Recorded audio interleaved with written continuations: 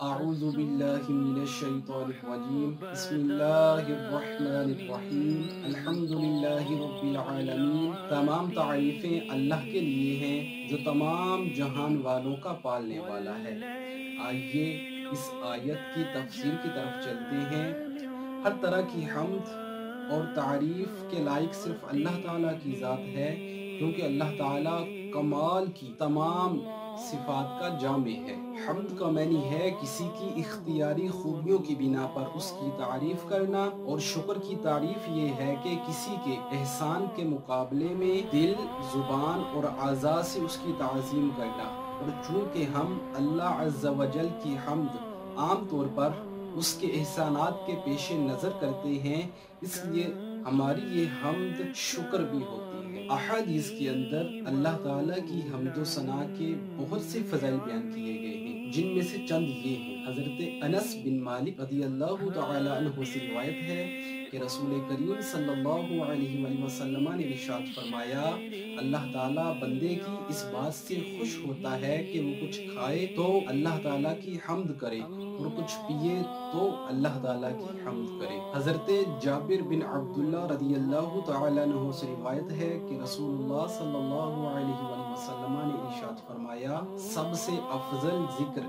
لا الہ الا اللہ ہے، اور سب سے افضل دعا الحمدللہ ہے۔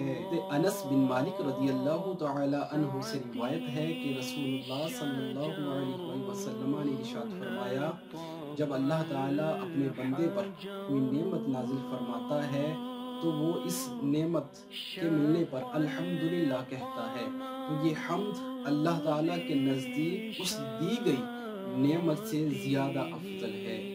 سبحان اللہ۔ تو ہمیں بھی چاہیے کہ ہم بھی اللہ تعالیٰ کی زیادہ سے زیادہ حمد و ثنا کریں، اب چاہے وہ شکرانے کی صورت میں ہو، کوئی نعمت ملنے کی شکرانے کی صورت میں ہو، یا کسی اور صورت میں، کیونکہ یہ عمل اللہ تعالیٰ کو بہت زیادہ پسند ہے۔ اللہ تعالیٰ ذاکر بہت زیادہ پسند ہے۔ حمد کے متعلق چند شرعی احکام بھی ہیں، جیسے خطبے میں اللہ تعالیٰ کی حمد بیان کرنا، جیسے عیدین کا خطبہ، جمعہ کا خطبہ، اس کے اندر اللہ تعالیٰ کی حمد بیان کرنا یہ واجب ہے۔ کھانے کے بعد اللہ تعالیٰ کی حمد بیان کرنا یہ مستحب ہے۔ مستحب کی تعریف سماعت فرما لیجئے۔ مستحب ایسا عمل جس کے کرنے سے ثواب ملے گا، اگر نہ کریں تو گناہ نہیں ملے گا۔